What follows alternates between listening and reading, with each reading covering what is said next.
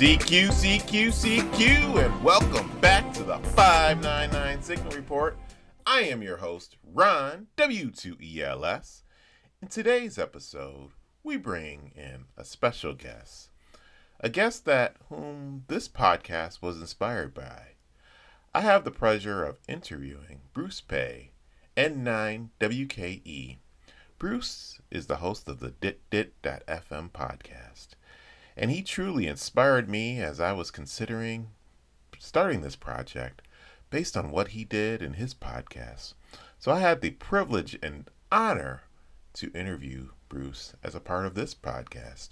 You will definitely enjoy the conversation. Welcome to the 599 Signal Report. I have a special guest today, Bruce N9WKE. Bruce, you are 599. How am I sounding? Hey, Ron, you're sounding great. It's great to be here. Great to have you on the 599 Signal Report, and it is truly an honor to have such an accomplished CW operator as well as podcast host on the 599 Signal Report. So, Bruce, if you wouldn't mind, let's talk about your CW journey. When did it all begin? Yeah, long time ago. When I first got licensed, I was interested from the very beginning in doing CW and started as soon as I got my tech license, and I started practicing my CW. And what didn't take me very long the only requirement is that you pass the test at 5 words per minute back then. It didn't take very long to get that done. I got moved up to my Tech Plus, and then I stayed there for a while. Then I got upgraded to General and started getting more interested in it again and started putting in practicing in tapes and all the odd things we had back then to get you going. And then I discovered the CW Academy, and then that's when I really took off. The CW Academy, yes. Tell us a little bit about the CW Academy. How'd you get started? What were the classes like back then when you started? Oh, man. I think I found them. I was surfing the web or something, and I came across it, and I thought, what is this? And I thought, holy cow, these guys I got a live teacher, and it's free, and it's just mind-blowing. So I signed up, and back then it was organized a little bit differently than they do it today. There were 3 levels. There were beginning, intermediate, and advanced. Even though I knew the alphabet, I still jumped in at the beginner's level. A great course, great experience, helped me out a ton, got me going, and then a few months later, I signed up for the intermediate, and that was another mind-blowing experience. I had an amazing instructor, or actually, they don't call them instructors, they call them advisors.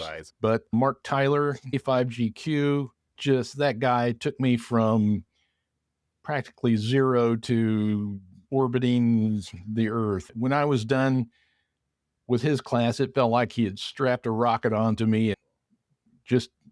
Yeah. And then after that, it wasn't very long before I got invited to join CW Ops. And yeah, it's been great. And I never took the advanced course because I didn't think I needed it.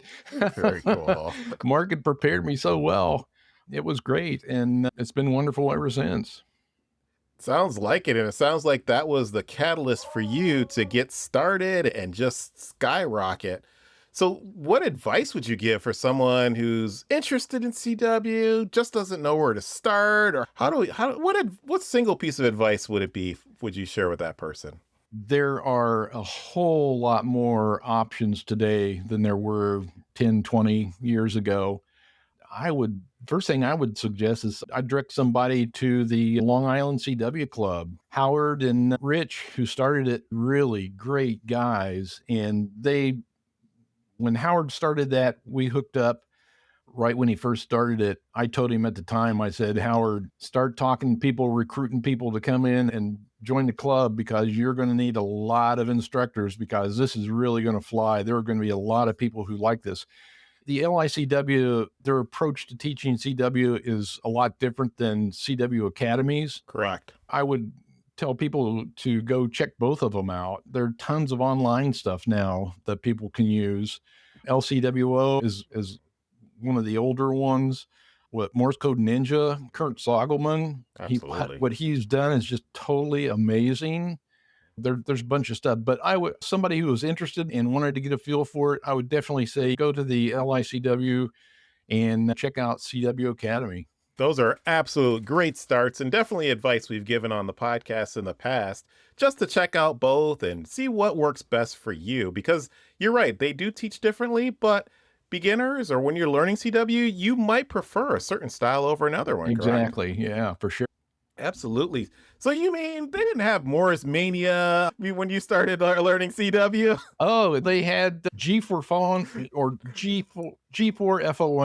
I call it G4FON.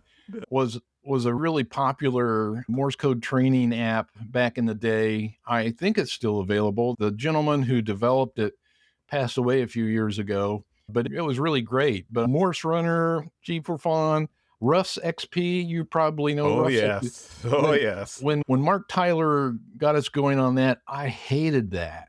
I just hated it. But man, after I got into it, I loved it. I was on that thing for hours a day trying to crank out those call signs. It was lots and lots of fun once I figured it out. But yeah, there's all kinds of that stuff. Also, we get organizations like FIS and SKCC. Absolutely. Those guys are really great. It's a club. They don't really do any teaching per se, but you can set up schedules with different members at different times, and they'll come and go as fast or as slow as you want to go and stay with you as long as you want to do it. It's really nice. And then there's SOTA and POTA. POTA has really opened it up for a lot of people, I think, especially younger people. Instead of SOTA, I got involved with early on, but it was tough for me living out in the plains. I really don't have what we call a mountain here. It's a hill or something, right? Yeah, maybe.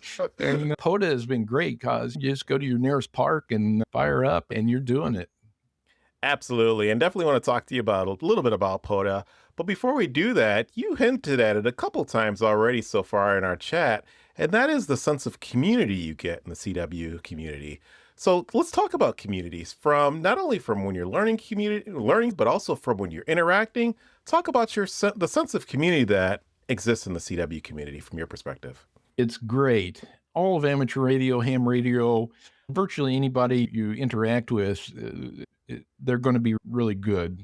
But the CW community, especially, and I have 99% of my on-air activity and off-air activity has been with CW groups. They're very encouraging, very helpful. It's just a great group of operators, and you can't know enough of them. Indeed. So let's talk about POTA. POTA obviously has blown up, and we definitely has changed the face of amateur radio, not only on the single sideband side, but also on the CW and the FT8 side. Do you think POTA is the future of amateur radio? What's your thoughts on POTA, Bruce? I think POTA is great. I participate regularly in chasing activators. And POTA is one of the things when I talk to new CW operators who still may have a little hesitancy about getting on the air, that's the first thing I tell them. I said, go chase POTA. I said, absolutely. You know what the exchange is going to be.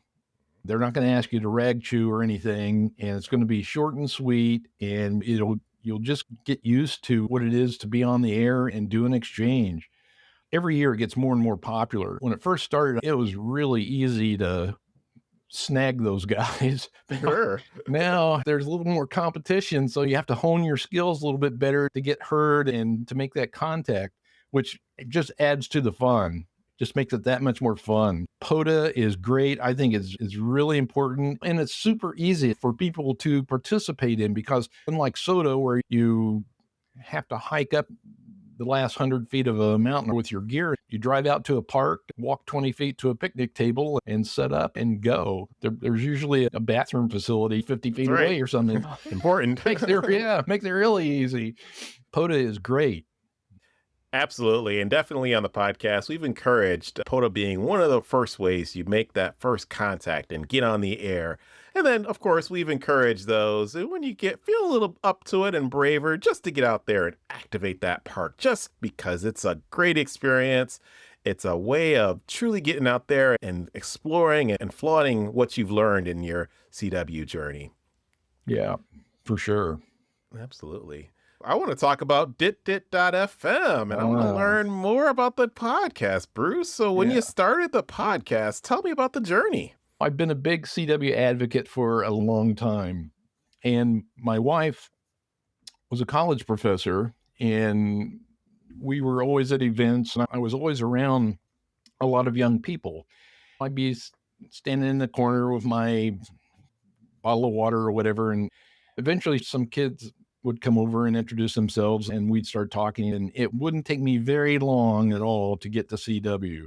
Because I'd ask them, I said, what are your hobbies? What are you doing? What do you think about amateur radio? And I usually get about, oh, I think my grandpa did that. And they'd say, CW, what's that? And I'd say, Morse code. And they'd say, Morse code, back when the guys once rode the horses. And they'd say, isn't that dead? Nobody does that anymore. And I'd say, no. I said, lots of people do it. And I said, it's tons of fun. You need to get involved. You need to learn it. It's just another language. And I would have these same conversations over and over again. So finally I thought, man, I need to just be able to point these people to go somewhere. Plus, I knew there were lots of people out there, lots of operators I've had QSOs with who had really unique and interesting experiences that I would like to talk more with them about.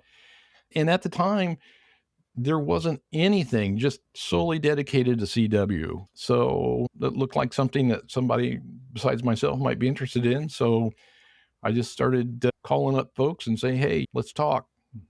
And you did. And you have many interviews with some accomplished operators. Oh, great. So many. Great. I made so many friends doing that podcast and still in contact with a whole bunch of them and heard so many great stories, good times, and learned a lot myself exploring different facets of the CW hobby. That's what got me going. And then COVID pretty much stopped me. COVID stopped a lot of things for a lot of different people. Yeah. So can you talk about some of those experiences in the podcast? Can you think of what was your best interview and the one that if you look at the podcast, which one was the one that really, wow, I'm so glad I got a chance to do this interview. That's totally impossible. Oh, that's a tough one. Okay. Seriously, they all were unique and they all were great. Probably one of the early ones, episode number 3 with Chris Del Plato. Chris is a great guy. I really didn't know him at all. I sent him an email and said, hey, I'm this guy out here. I'm just starting this podcast and you want to be a guest? And surprisingly, he said, yeah. He was such a great guy. And he turned me on to the QRP fox hunts, which have been by far my most favorite CW activity the past several years. If you're not familiar with them, it's a QRP levels, 5 watts or less. And there's a fox that you go out and you hunt, and then you try to make a contact with, and actually 2 foxes on every fox hunt. But the other thing is they work split. They're listening on one frequency and you're transmitting on a different frequency. And it is a super, super great way to, if you didn't know anything about your equipment before, you're going to learn, because you're going to learn how to set it up properly and transmit on the right frequency. And believe me, I transmitted on the wrong frequency enough times, and people very nicely reminded me to hit my split button. Split button. Yeah. That is just, I've had such a good time doing that. And that's a lot of fun. I encourage everybody to jump in on that. Chris was great, and we still keep in touch on Facebook. Other ones, gosh, all of them were Chris Bravo, W4ALF. Chris is a really interesting guy. He does all sorts of interesting and exciting things. He walks around with a radio on and does CW while he's on his bike. Yeah. He's really into chasing a lot of certificates and doing antenna experiments. He's a really interesting guy. I was scheduled to hook up with him at Dayton Hamfest one year, and I think that's the year COVID hit. So we never made that. Emily Saldana, KB3VVE. She's the one who I thought this was brilliant, this brilliant idea. Her and the person she was practicing CW with when she was learning it, they came up with this bedtime story net. And it was Yes, just that's her, right. and they would take a children's bedtime storybook and they would send the story back and forth. And she would send a sentence, and then the other person would send the next sentence back to her. And I just thought that was fantastic. Fantastic idea. Gosh, they're all of them. I loved all of my discussions with the different academy advisors I've had on there. Steve WG0AT. Yeah, that's right. Oh man, yeah, he was such a blast. And Yeah. every time I have an exchange with him, he says, "When are you coming out here? We got to get up on the mountain." And I'd love to do it, but I don't know if that's ever going to happen. Probably, if you absolutely twisted my arm and made me choose one, probably my most favorite one is the one I had about key fright. I interviewed 4 different guys from all around the world. This was so neat. I had a gentleman from South Africa, another guy from Europe, another operator from out in California, and I forget where the 4th one was now. But that was really great. And that is something I hear a lot about when I talk to new CW operators. They're working the computer apps, but I said, those are great. But in my opinion, they'll only take you so far. And the fastest way to get better faster is to get on the air. Get on the air. Get on the air. That's right. And they're saying, oh, I go to reach for the power button and my arm just won't reach that far. And I said, yeah. First of all, we've all been there. That's right. We've all been there. And the other thing they always say is, oh, what if I make a mistake? I'm afraid of making a mistake. I tell them, I still make mistakes. We all do. Just about every time I'm on the air, I make a mistake. I said, it's not going to kill you. You're not going to die. And I said, everybody makes mistakes. It's no big deal. And everybody understands. And nobody is going to, the first time you make a mistake, they're not going to spin the dial and go find someplace else. Nope. People are really nice and they want to help. And mistakes are not a big deal. The only way you get better is from making mistakes. So, go out there, make your mistakes and get better. And you'll get better faster being on the air than any other way. Absolutely. Sage advice. You don't get good to get on the air. You get on the air to get good. Bingo. A quote from my LICW. Shout out KM3STU, Stu. I did twist your arm and you gave me your favorite. And Key Fright is definitely a great one. And I definitely enjoyed that episode because I think when I was listening to it, I was probably in that I'm ready, but I'm not quite ready yet. And they did help me understand my Key Fright. So thank you for sharing that, doing that episode. So as we look at the future of amateur CW, specifically in amateur radio, everyone thought, oh, CW is going to die as soon as the FCC took the requirement away.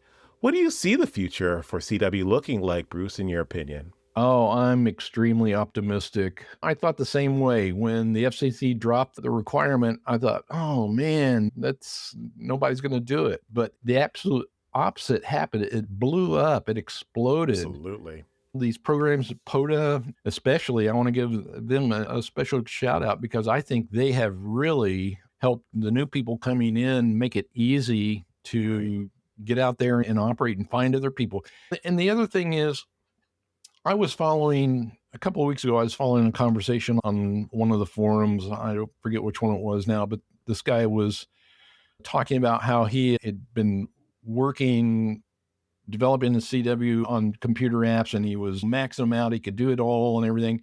But when he got online, when somebody did answer his CQ, they came back a lot faster than he could do it.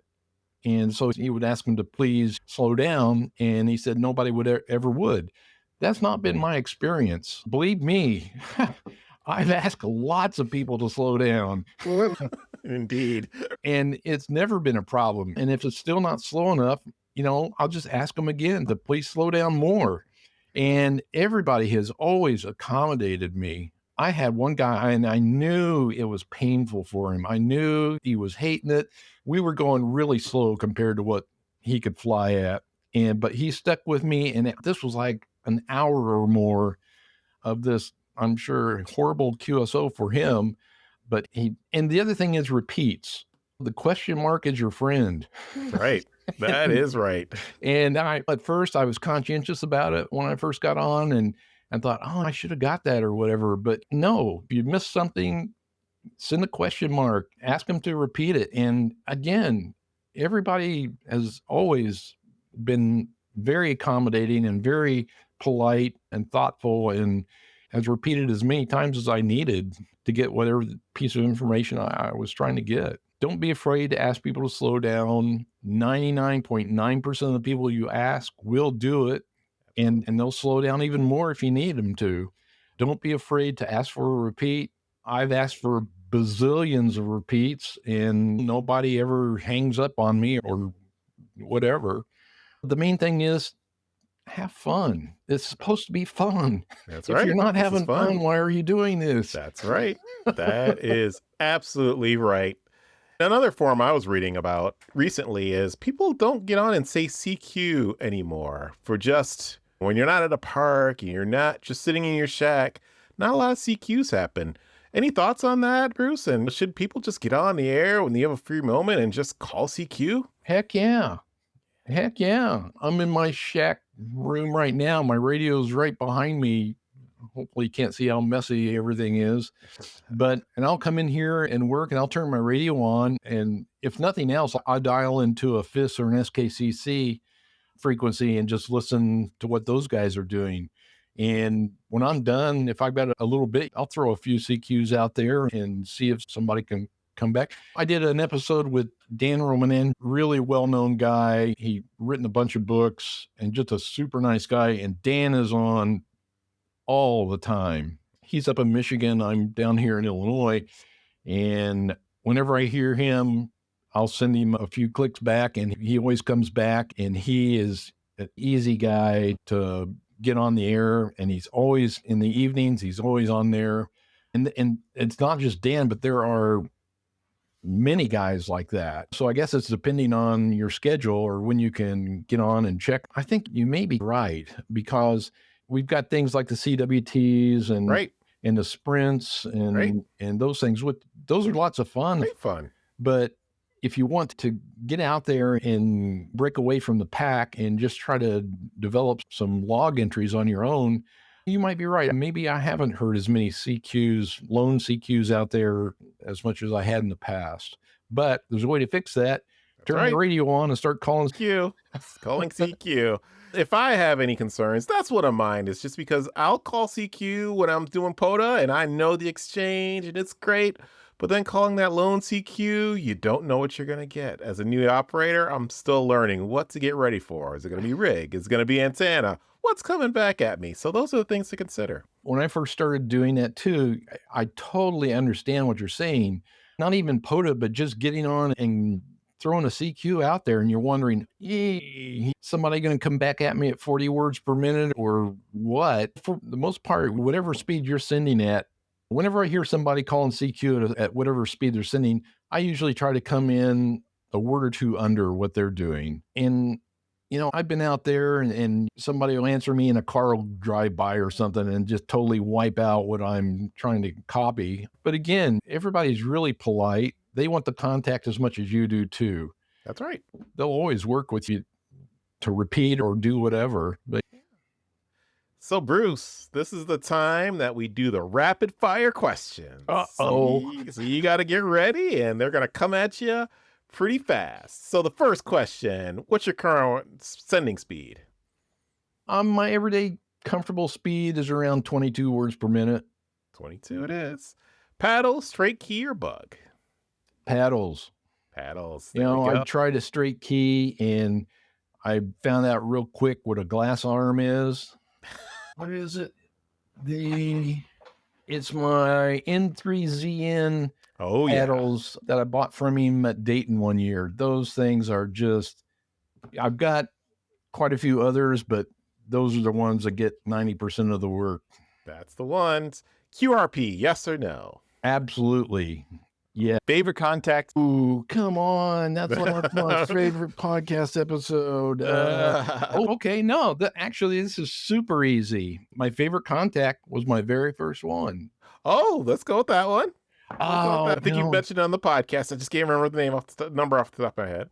I had a friend whose father was a big amateur radio operator who passed away, and he had all this gear in his basement. And he said, I know you're getting into this, so why don't you come down and look at dad's stuff? And his dad had all this fabulous gear, and I had nothing. And he said, you can't have it, but you can borrow it for a couple of years if you want. And he said, take this big honking receiver or transceiver. So I got my 2-wheel card out and wheeled it home and got it set up. And I remember it like it was just 5 minutes ago. I set it up in my living room. I threw a wire out my front door. I had his dad's old Brown Brothers paddles. Oh, wow. And I just gotten my Tech Plus license. And so I was only operating like at 7 words a minute. I called CQ, and holy cow, this guy comes back at 5 words per minute at me. Wow. Yeah. It was crazy. It was crazy. I thought, holy cow, what do I do now? Oh. And so me and this guy had this really slow QSO, but it was fantastic. And I don't know, it seemed okay at the time, but the more I think about it, it seemed kind of weird. But like the next day, I looked him up in the phone book, and he was in Pennsylvania. Yeah. And I called him and I said, hey, this is Bruce. I'm the guy who was on the radio with you yesterday. And he goes, oh, yeah. I says, hey, that was great. I said, so did you get everything? And he goes, yeah. I said, did you get everything? I said, yeah, I think so. It was great. We should do this again. And I said, don't forget to send me a card. And so I got his card, and I sent him his card, and I never worked him again. But that first contact always has a special place. The first one was you always remember the first one. Always remember first. A couple other rapid fire questions. POTA activator or POTA hunter? Which one? Both. Favorite QRP rig? I use my main SG9 590 that I've got it turned all the way down. You just take it down. But when I go out for POTA, I don't know. This is what Mountain topper? I can't tell. Oh, okay. Area 51. Look at that. Yeah. I don't think I've seen that before. Yeah. This is the European version of, who is it? What's their name? The guys that make the little... QRP Labs? No. Or the other ones? It's got a little display that shows me a waterfall and all kinds of stuff. It covers all the bands. It's a waterfall. It's dandy. Yeah. Yeah. Very cool. And last but not least, favorite antenna: dipole, vertical, end-fed. Which one? I've used them all. I've built them all. Right now, my favorite on 20 is a vertical. Vertical? Okay. And then I've got an end-fed. And then I've got an end-fed that I use for Invis work close up because I don't have it up in the air. I've got it basically laying on the ground, but I can still get out, 400 or 500 miles with that. Wow. And then I've got a inverted V that I use for everything else when I'm not on 20. Very cool. Bruce, it has been a pleasure having you on the 599 Signal Report. As we part ways today, would you share any last bit of advice for the listeners out there as they start their CW journeys?